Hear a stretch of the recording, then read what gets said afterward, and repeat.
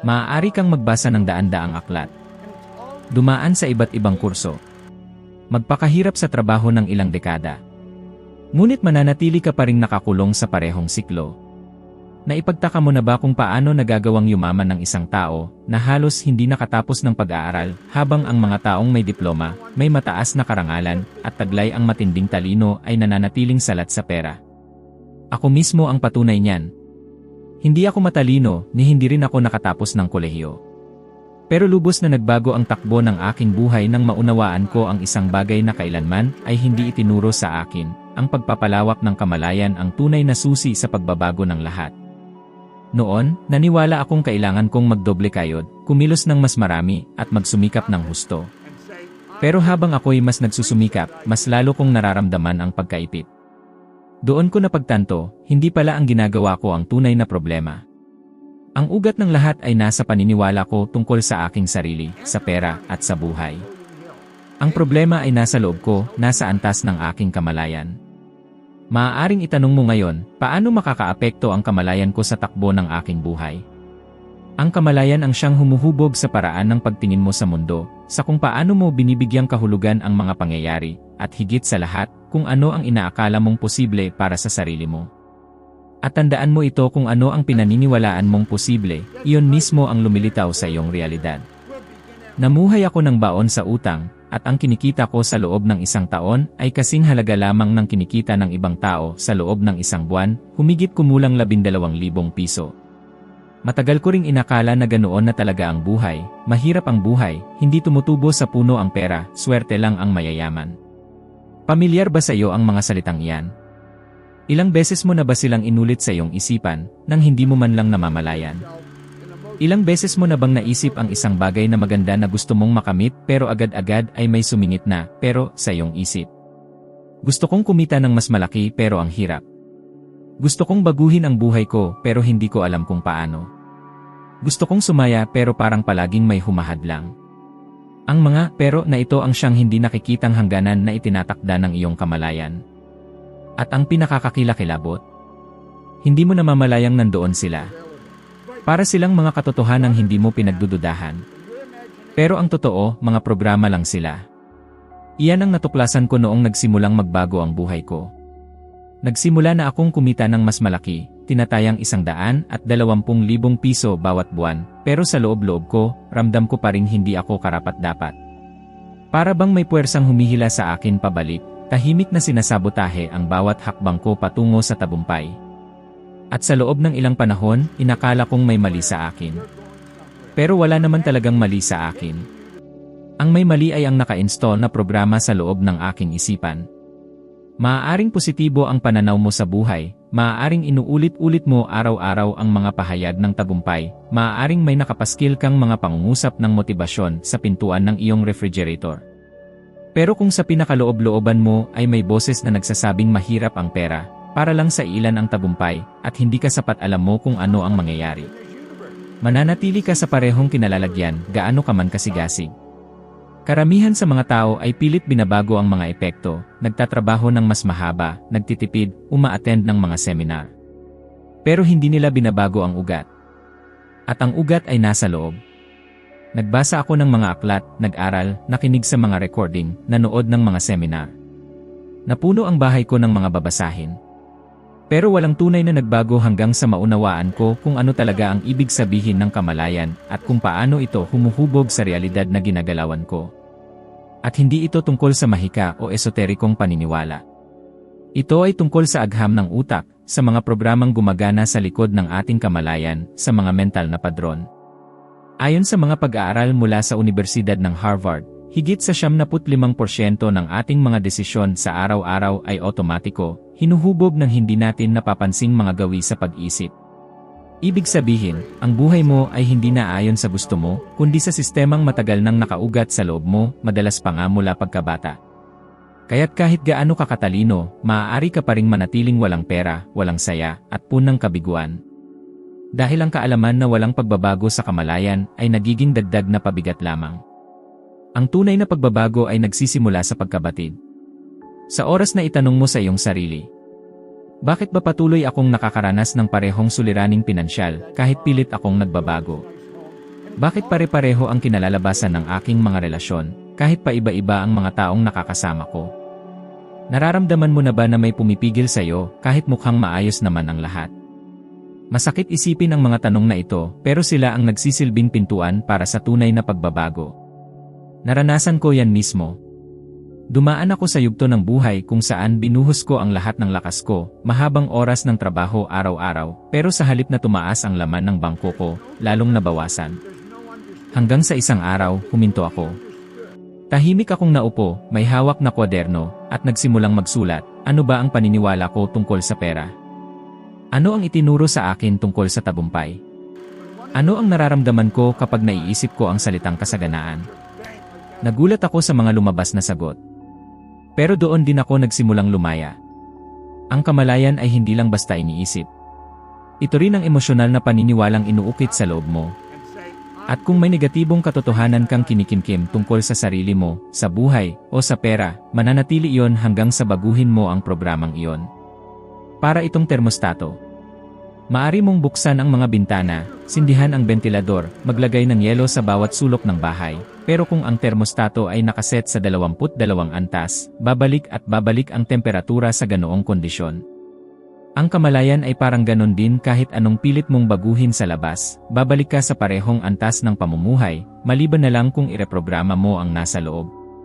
Isang napakalakas na halimbawa. Si Oprah Winfrey.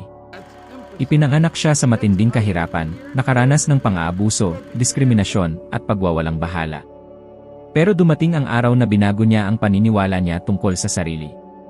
Pinalawak niya ang kanyang kamalayan at ngayon ay isa siya sa mga pinakamakapangyarihan at pinakamayamang babae sa buong mundo.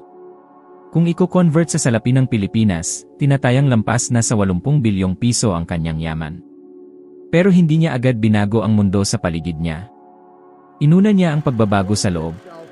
Kaya palagi kong sinasabi, hindi mo mababago ang buhay mo sa pagkakaroon ng mas maraming pera, o sa pagbuti ng gobyerno, o dahil may tumulong sa'yo.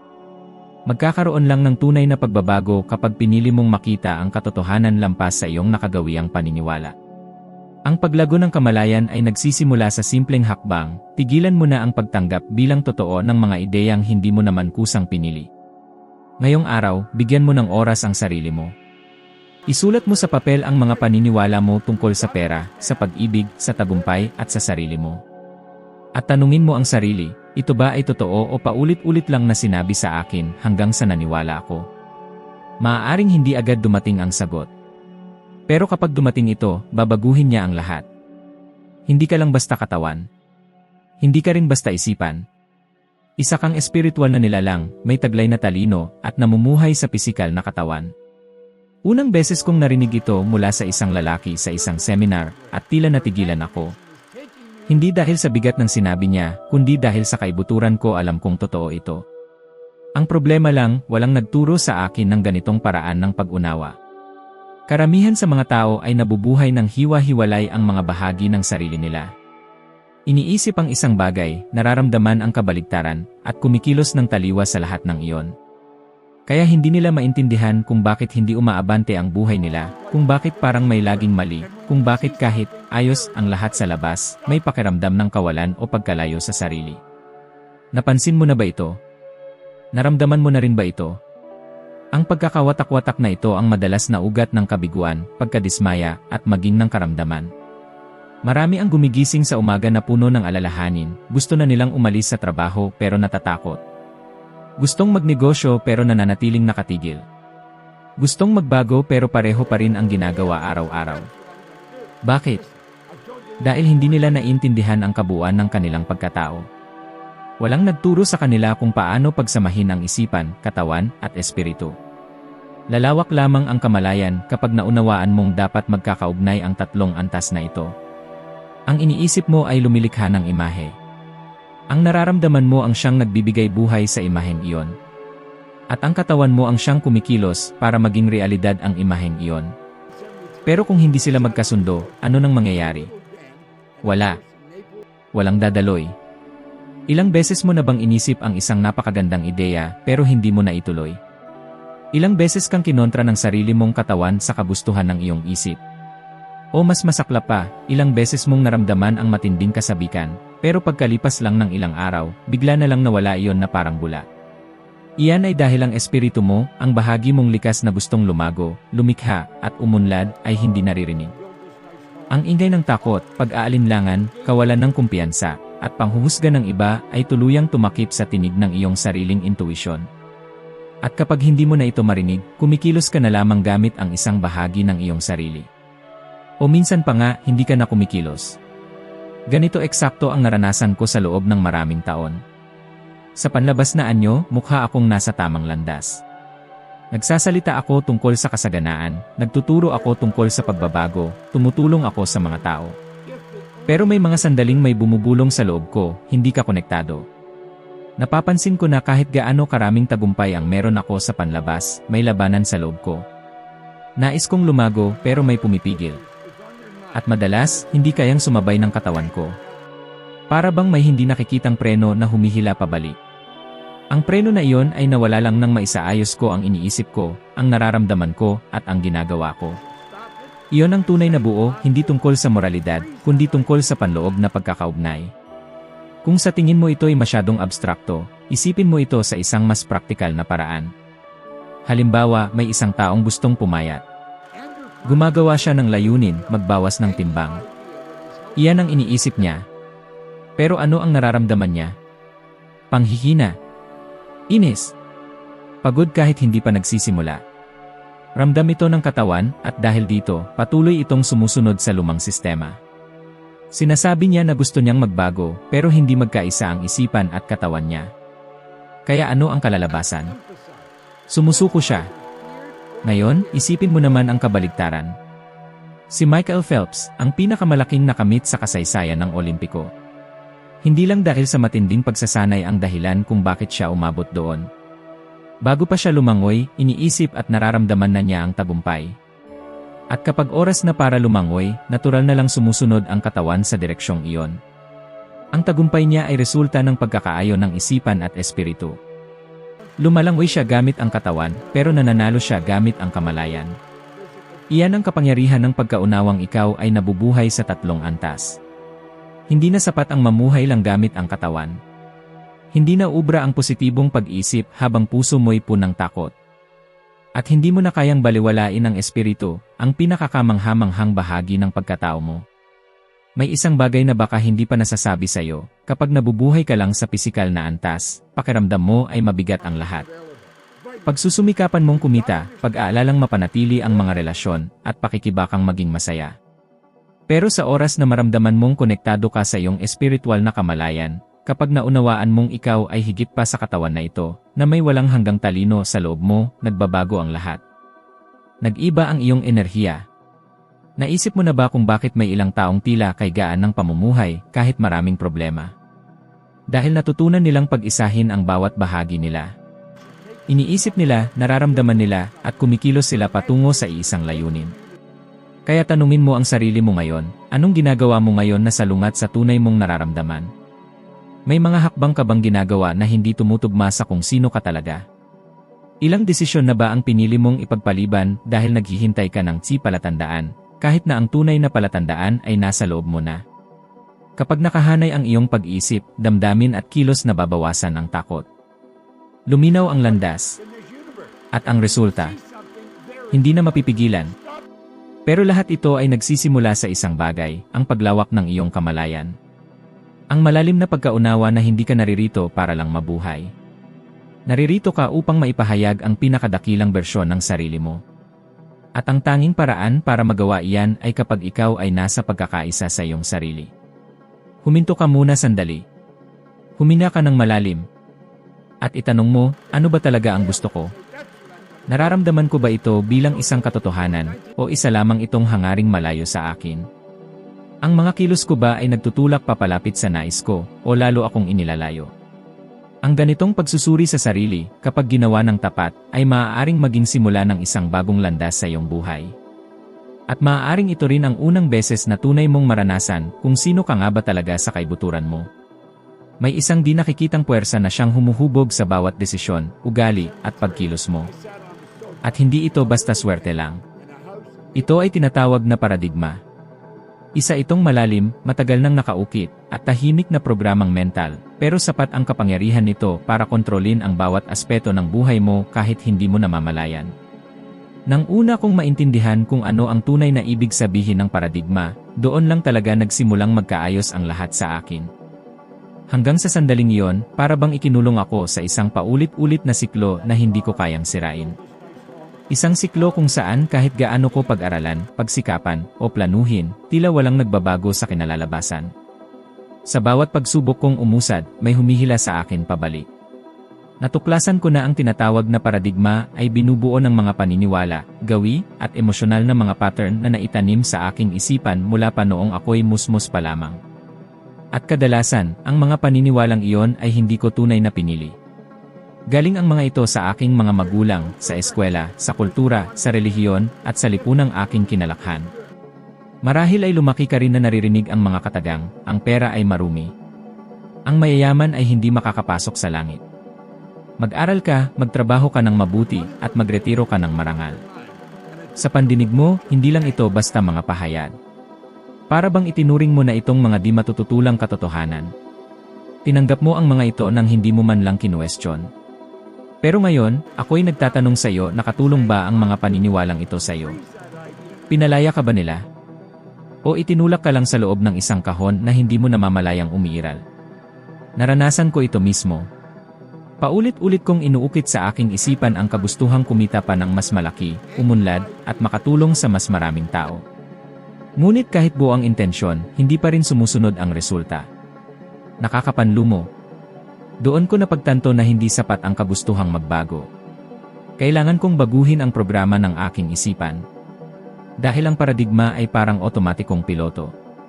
Kahit hawakan mo ang manibela, kung hindi mo babaguhin ang direksyong nakaset sa iyong panloob na yes, babalik at babalik ka lang sa parehong destinasyon. At baka ikaw man ay kasalukuyang nasa ganitong sitwasyon. Gumagawa ka ng kahangahangang mga plano, punang sigla sa unang mga araw, nagsisimula ng magbago pero may nangyayari. Sinisira mo ang sarili mong pag-unlad. Nawawala ang sigla. Napapagod. Sumusuko. At pagkatapos, babalik sa umpisa. Hindi ito kasalanan mo. Ito ay epekto ng iyong paradigma. Ito ay kumikilos mula sa iyong malay na isipan, isang bahagi ng isipan na hindi marunong maghiwalay ng totoo at imahinasyon. At higit sa lahat, hindi ito marunong tumanggi. Kaya't ang lahat ng tinanggap mo sa iyong isipan sa paglipas ng mga taon ay patuloy pa ring hinuhubog ang iyong kasalukuyang realidad, kahit wala na itong saysay sa iyong buhay ngayon. May nakilala akong lalaki na nagsabi sa akin, "Bob, gusto ko talagang baguhin ang buhay ko. Pero sa tuwing sisimulan ko ang isang bagong bagay, tila lahat ay sumasama." Tinitigan ko siya sa mga mata at sinabi, "Hindi ka pumapalya. Bumabalik ka lang sa dating programa." At siya'y napaluha. Sapagkat iyon mismo ang nangyayari sa kanya. Ramdam niya na gaano man siya magsikap, lagi siyang bumabalik sa simula. Pinapaalala nito sa akin kung paano ko rin nadiskubre na ako'y kumikilos na tila ba may nakatakdang hangganan. Pinapayagan ko lang ang sarili kong umunlad hanggang sa isang antas, at pagkatapos, sa di inaasahan, sinisira ko ang lahat. Tinanong ko ang sarili ko, bakit ganito ang nangyayari sa akin? Takot ba ako sa tagumpay? Hindi ba ako karapat-dapat sa higit pa? Ang sagot ay nasa paradigma. At hindi lang ako ang nagsasabi nito. Maging ang makabagong psikolohiya ay kinikilala na mahigit sa 70% ng ating mga kilos ay otomatiko, ibig sabihin, hindi natin namamalayan. Ayon kay Gerald Zaltman, isang psikolohista mula sa Harvard, karamihan ng ating mga desisyon ay hindi ginagawa gamit ang rasyonal na pag-isip. Pinapatunayan nito ang matagal ko nang sinasabi, ang namumuno sa iyong buhay ay hindi ang iniisip mo sa malay mo kundi ang nakaukit sa iyong isipan sa likod ng kamalayan. At ang mas delikado pa, binabago rin ng paradigma ang paraan ng pagtingin mo sa iyong sarili. Pinapaniwala ka nitong ganyan ka na talaga. Na hindi ka ipinanganak para dyan. Na kulang ka sa talento. Na wala kang oras, edad o pera. Pero lahat ng ito ay bahagi lang ng programang naitanim sa iyo. Gusto mong malaman kung bakit maraming matatalinong tao ang hindi umuunlad kahit may sapat silang kagamitan? Dahil hindi nila kailanman binago ang kanilang paradigma. Halimbawa, si Jim Carrey, dumating sa punto ng kanyang buhay na nanirahan siya sa loob ng isang sasakyan. Ngunit habang nasa ilalim siya ng labis na kahirapan, ginagawa niya ang isang bagay na kakaiba. Isinusulat niya ang kanyang pangalan sa mga tseking may halagang $1,000,000 o sa pera ng Pilipinas, ₱1,000,000. Inilalarawan niya sa kanyang isipan ang tagumpay. Nararamdaman niya ito. Pinaniniwalaan niya ito. Siya ay ganap na binago ang kanyang paniniwala kung ano ang posible, at dahil dito, nabago rin ang direksyon ng kanyang panloob na gabay. Ngayon, tingnan natin ang kabaligtaran. Si Mike Tyson. Isa sa pinakadakilang boksinggero sa kasaysayan. Kumita siya ng mahigit sa ₱50,000,000 na katumbas sa pera ng Pilipinas. Siya ay hinangaan sa buong mundo. Ngunit ang kanyang pananaw at paniniwala tungkol sa sarili ay nanatiling hindi nabago. At ang paniniwalang iyon ang nagtulak sa kanya patungo sa kanyang sariling pagkawasak. Nalulong siya sa ipinagbabawal na gamot, naaresto, at nauwi sa pagkabangkarote. Lahat ng ito ay nangyari dahil, sa kabila ng tagumpay sa panlabas, sa kaibuturan niya ay dala pa rin niya ang parehong mga alaala ng trauma, sakit at kakulangan. Kaya ko sinasabi, ang mga nakasanayang pananaw ay mas makapangyarihan kaysa lohika. Maaaring perpekto ang iyong plano, kahanga-hanga ang iyong ideya, at malakas ang iyong estratehiya. Ngunit kung ang iyong paniniwala ay hindi nakaayon sa bisyon na iyon, ito ang sisira sa lahat ng iyong ginagawa. Ang tunay na pagbabago sa buhay ay hindi nangyayari dahil sa matinding pagsisikap.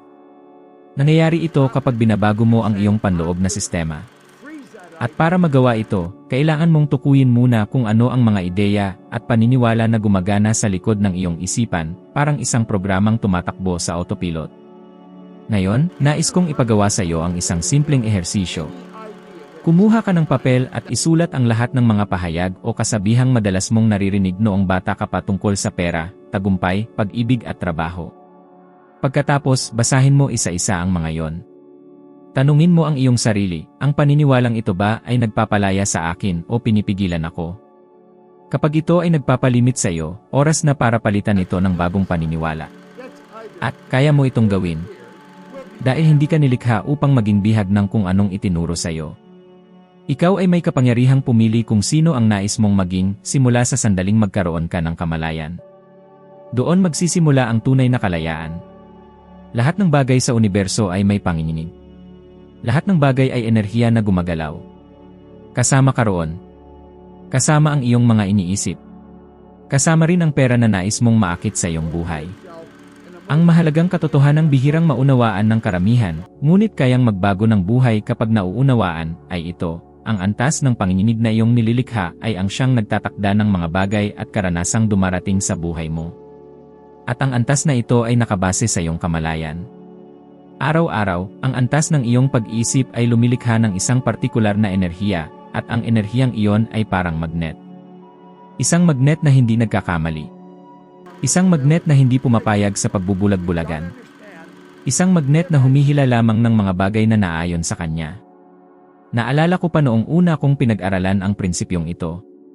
Nabasa ko na noon ang tungkol sa batas ng pag-akit, sa kapangyarihan ng positibong pag-isip, at sa visualisasyon ng ideal na hinaharap. Pero wala pa ring resulta. Hanggang sa may nagsabi sa akin, isang guro ko noon, Bob, hindi mo naakit ang gusto mo. Inaakit mo kung sino ka talaga. Parang tinamaan ako sa sikmura. Dahil alam ko, sa loob-loob ko, kahit nagsusumikap akong magpakitang parang mayaman at matagumpay sa loob ko ay may takot at pakiramdam ng kakulangan. Kahit paulit-ulit kong sinasabi ang mga pahayag ng kasaganaan, ang tunay kong nadarama ay pangamba. At ang universo ay hindi tumutugon sa iyong salita. Tumutugon ito sa emosyonal na panginginig sa likod ng mga salita. Ang panginginig ay hindi isang bagay na sinasadya mong buksan o patayin. Isa itong salamin ng iyong panloob na estado. At ang estado mo sa loob ay direktang bunga ng larawang nasa iyong isipan, sa iyong subconscious. Kung ang larawang iyon ay punang kabiguan, takot, at limitasyon, wala kang magagawa kundi iyon ang lumikha ng panginibabaw na enerhiya. At ang enerhiyang iyon ang magpapalapit ng mga pangyayaring tugma rito. Ilang beses mo na bang nakita ang isang tao na tila may lahat ng kailangang taglay upang magtagumpay pero sa hindi maipaliwanag na dahilan, siya rin mismo ang gumigiba ng kanyang mga tagumpay? Napansin mo bang may mga taong laging nasa isang siklong paulit-ulit? Umaasenso, umaangat, at pagkatapos ay muli na namang bumabagsak. Hindi ito dala ng malas. Ito ay pagbabalik ng vibrational frequency sa nakasanayang antas. Ang imahen sa subconscious ay humihila pabalik sa lugar na pamilyar. Ang dating panginginig ay hindi kayang suportahan ang bagong level, kaya hindi ito nananatili. Kaya maraming tao ang nadidismaya sa mga pahayag, visualisasyon, o mga teknik ng motibasyon. Iniisip nila na hindi ito gumagana. Pero ang totoo, hindi nila nabago ang larawang emosyonal sa loob. At kung walang pagbabagong emosyonal na larawan, walang pagbabago sa enerhiya. At kung walang pagbabago sa enerhiya, walang magbabago sa resulta. Naranasan ko na ang lahat ng ito. May mga araw noon na ginagawa ko ang lahat ng dapat gawin. Maagang bumabangon, nag-aaral, sinusulat ang mga layunin ko, inuulit-ulit ang mga pahayag ng tagumpay. May kung anong bahagi sa kalooban ko ang patuloy na nakakapit sa takot na baka hindi magtagumpay. At kahit gaano kaliit ang takot na yon, ito pa rin ang nangingibabaw kaysa sa lahat ng positibong pananalitang paulit-ulit kong inuusal. Hanggang sa dumating ang sandali na tumigil ako sa pilit na kontrolin ang mga bagay sa labas at nagsimula akong baguhin ang larawang nasa loob ko. Inumpisahan kong makita, maramdaman, at paniwalaan ng buong puso ang isang bagong bersyon ng sarili ko. Doon nagsimulang mabago ang lahat mula sa kalooban paakyat. Alam mo, ang katawan ay isa lamang kasangkapan. Ito ang daanang ginagalawan ng enerhiya ng ating nararamdaman. Ngunit ang pinagmumulan ay palaging nasa isipan. Ang kilos ng katawan ay sumusunod lang sa dalas na ipinapadala ng ating kaisipan. Kapag nagbago ang dalas na yon, nagbabago ang asal. Nagbabago ang mga pasya. Nagbabago ang pagkilos. At syempre, kasabay din nitong nagbabago ang mga resulta. Hindi ito haka-haka lang. Ito ay napatunayan na ng agham. Ang larangan ng quantum physics ay nagpapakita na ang tagamasid ay may impluensya sa bagay na pinagmamasdan. Ang mga partikulo ay nag-iba ng galaw depende sa inaasahan at antas ng kamalayan ng tumitingin. Ibig sabihin, ang paraan ng pagtingin mo sa mundo ay talagang may kakayahang baguhin ang mismong mundong ginagalawan mo. Pero para makakita ng iba, kailangan mo munang makaramdam ng iba. At para makaramdam ng iba, kailangang magbago ang enerhiya mo. Tandaan, hindi nagsisinungaling ang enerhiya. Maaaring kumbinsihin mo ang sarili mong ayos ka lang pero ang panginginig ng enerhiya ay hindi mo kayang dayain. Ang universo ay hindi tumutugon sa mga salitang sinasabi mo. Tumutugon ito sa kung ano ang inilalabas mong enerhiya. Isipin mo ang isang taong kilala mo na parang laging sinuswerte. Laging may dumarating na pagkakataon kahit hindi naman nila pinaghihirapan ng todo. Ngayon, isipin mo rin ang isang taong tila laging may kinakaharap na problema, sunod-sunod na sakuna at pasanin. Sa totoo lang, ang pagkakaiba nila ay hindi palaging nakabase sa sipag. Kadalasan, ito ay nakasalalay sa alon ng enerhiya na pinili nilang pakawalan. Sa uri ng kamalayang pinili nilang panindigan. Naaalala ko tuloy ang isang babae na sumali sa isa sa mga pagsasanay ko. Paulit-ulit niyang sinasabi na gusto raw niya ng tagumpay, kasaganaan, at yaman. Pero tuwing may taong nakakamit ng ganitong bagay sa paligid niya, ang reaksyon niya ay panibugho, paghusga o kawalan ng tiwala. Tinanong ko siya, paano mo inaasahang makuha ang isang bagay na tinataboy mo kapag nakikita mo sa iba? Hindi siya nakasagot. Sa pagkakataong iyon, unang beses niyang napagtanto na ang humahadlang sa pagdaloy ng biyaya sa buhay niya ay hindi kakulangan ng kaalaman kundi ang di namamalayang enerhiya ng pagtutol sa mismong bagay na sinasabi niyang gusto niya. Kapag ang enerhiya mo ay tumutugma sa pasasalamat, pag-ibig, kasabikan nagiging magneto ka ng mga pangyayaring kaayon ng ganitong emosyon. Pero kung ang dalas mo ay takot, pagkadismaya, o guilt, hulaan mo kung anong uri ng karanasan ang akitin mo. Ganoon kasimple. Kaya nais kitang anyayahan na subukan ito. Sa loob ng 7 araw lang, pumili ka ng isang partikular na damdamin bawat umaga. Maaaring ito'y katahimikan, kasiyahan, o sigla. Sa paggising mo, huminga ka ng malalim at lasapin ang damdaming iyon sa bawat bahagi ng katawan mo. Kumilos na parang tunay ito. Harapin ang mga pagsubok sa araw mo na parang ang emosyon na iyon ang humahawak sa'yo. At pansinin ang mga pagbabago. Dahil tiyak may magbabago. Huwag mong maliitin ang kapangyarihan ng isang matatag at positibong enerhiya. Kayang baguhin ng mataas na dalas ang kabuuan ng iyong lakas, ang kalidad ng mga relasyon mo, ang kalusugan mo, at ang pananalapi mo. Binabago nito ang paraan ng pagtingin mo sa mundo. At kapag nagbago ang pananaw mo, kasunod din nitong magbabago ang realidad mo. Tandaan mo ito, hindi mo naakit ang gusto mo. Inaakit mo kung ano ang nilalabas mong enerhiya. At ang enerhiya ay laging sumusunod sa antas ng iyong kamalayan. Hindi mo mababago ang buhay mo sa pamamagitan lang ng pag-aayos sa labas, kundi sa pagbabagong nagmumula sa loob. Ang mundong nasa labas ay refleksyon lang ng nasa loob. At habang hindi mo binabago ang larawan na nasa isipan mo, mananatiling pareho ang mga refleksyon sa paligid mo. Kapag naunawaan mo ito, titigil ka sa paglaban sa mga resulta at magsisimula ka ng baguhin ang tunay na sanhi. At kung sa puntong ito ay may bahagi sa iyo na tila naantig, kung parang may ilaw na biglang umilaw sa kalooban mo, ibig sabihin ay handa ka na para umakyat pa sa panibagong antas. Ang susunod na bidyong nakikita mo ngayon sa screen mo ang magdadala sa iyo ng mas malayo sa paglalakbay na ito. Pindutin mo ito at sumama ka sa akin, dahil palalawakin pa nito ang pangunawa mo at tutulungan kang maging mas mabuting bersyon ng sarili mo, kahit isang bahagdan lang bawat araw. Maraming salamat sa pagsama mo sa akin. Magkita tayo muli sa susunod na video.